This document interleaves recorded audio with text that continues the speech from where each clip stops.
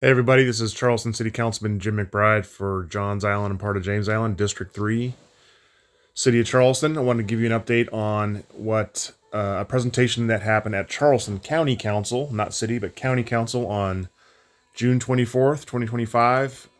The BCDCOG gave a presentation to Charleston County Council on Transportation Network Needs Assessment. What is BCDCOG? BCDCOG is Berkeley, Charleston, Dorchester Council of Governments. It's a body comprised of people from all those regions, engineers and other experts that meet together on a regular basis to try to comprehensively tackle our infrastructure needs. So they gave a highly anticipated presentation to Charleston County Council with fresh traffic and infrastructure data analysis and population growth analysis. It was a short presentation. I'll put the link in the video below, in the description below. You can actually see the presentation itself. 13 slides total is an overview, and they actually asked the Charleston County Council, they said, hey, we have so much data, we need you to tell us what kind of data you want to see. So this is an overview. I'm just going to show you a few slides of the presentation. It was very enlightening and confirming about a lot of the pains that we feel in District 3. So what they did is they took data from 2019 and compared it to projected traffic data in 2045. I don't know why that shows 2019 and not 2022, 2023. I'm not sure, but that's what they did. 2019 to compared to 2045. And you'll see it says 2019 versus 2045. LOS. LOS stands for level of service. So that's how they rate how effective roads are at handling traffic. So here's an actual definition. In traffic analysis, level of service stands for, LOS stands for level of service. It's a qualitative measure used to describe the operating conditions of a road or intersection based on factors like traffic, flow, speed, delay, and congestion. LOS is typically graded on a scale from A to F, like a report card in school. And here's what the A to F definitions are. A is free-flowing traffic with minimal delays and high speeds. And then F, forced or breakdown flow of traffic with severe congestion and stop-and-go conditions. So, here's 2019's map. I'm going to show you the legend, and you'll notice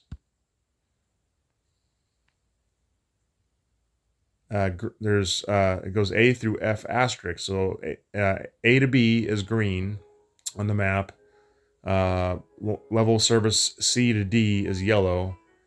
Level service E is pink. Level service F is red. And now there's another level here. They explained that. They said we had to come up, we, BCDCOG, looking at the data, had to come up with another category because there's some road intersections and just roads that are so bad, that are so much worse than just F, level service F, by the way they grade it. They came up with F asterisk, which is magenta. So on the map, make sure you don't mix up the lighter pink with the darker magenta. But red is normally where they stop with F, but they had to come up with F asterisk. So it's sad and funny all at the same time.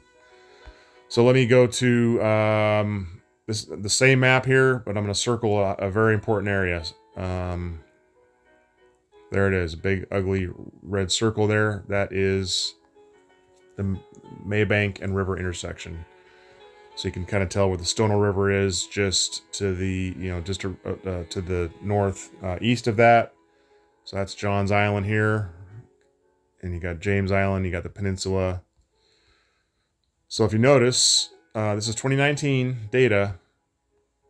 The Maybank River intersection was already failing just before the intersection coming from Johns Island. It was already red, and then just past river going towards James Island, it was already magenta. That was 6 years ago. So we all know, this is just confirming what we already know. It's frustrating. It's because that lack of a lane, that merge lane going to James Island. which the city and the county are working on, and the state working on trying to get that resolved the next couple of years. But the reason this is important, even though this is obvious to us because we drive it, is that this is fresh official data from BCDCOG that now the county and the city, the other municipalities can use to prioritize their budgets and prioritize projects that need to be fixed the most. Just want to show you really quick here. This is again 2019. This is before, obviously, the main 17 flyover project. It was looking red, going on Main, going over to 17, over the Limehouse Bridge, and then part of 17 was yellow, and then red. So that's 2019. So let me jump over to 2045 projected. Now this is with projects that are already in progress, such as the main 17 flyover, which is called Main Road Segment A. This is assuming that that's done, and the other projects that are happening and are budgeted around the county are done. So even after Main Road 17 flyover project is done, they're showing that Highway 17 still turns completely red and some magenta. And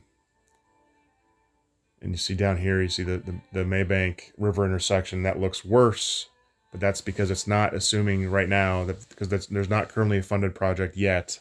We're getting closer, but that's not assuming the Maybank extra lane project is funded because it's not quite funded yet.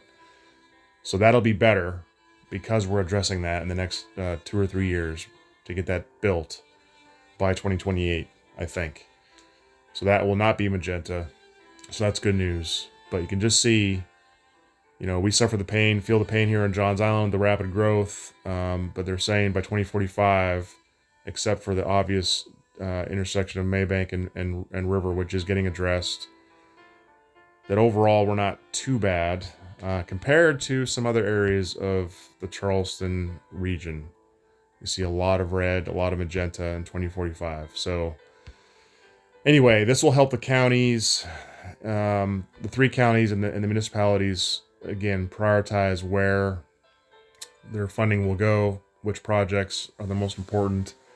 And if the county, Charleston County, does another sales tax, 2026 transportation sales tax, they will be able to rack and stack which projects they're going to fund. So, what else? The other reason, in addition to population growth in the region, they talked about job growth. They made a really interesting point that a majority of the jobs of the 3 counties, Charleston, Berkeley, Dorchester, a huge majority of the jobs are going to be in Charleston. So people living in Berkeley and Dorchester will commute to Charleston. So that adds to our traffic even more and our population during work days even more than it would be. So there is commuter flows by county in 2022 already existing. 135,586 flow from the other 2 counties to Charleston County. Zoom in there for you. And commute out is 54,000. So it's a net commute in of about 80 or so thousand. So that adds to our traffic even more. And they're projecting by 2045 drop 67% job growth. 67% of the job growth in the region will be in Charleston County. So that's good. New jobs are good. A growing economy is definitely a good thing. But our infrastructure is getting crushed, as we all know. And that is just a population growth projection for the whole region. Charleston County is in the blue line there. And then Berkeley is in orange, and Dorchester is in the short gray line. And the total of all 3 is the light gray line. So you can see 1990, Charleston County was about 300,000. And 2025 looks like about 410,000 or so. And then by 2045, they're looking at, for Charleston County alone, 460,000 approximately. And then you can see the total line there of all three counties. Quite a bit of growth. So that's what the brief was about. And again, we're all going to be using this data, talking to BCDCOG, and using the data to work together to get some solutions faster. Thanks, everybody.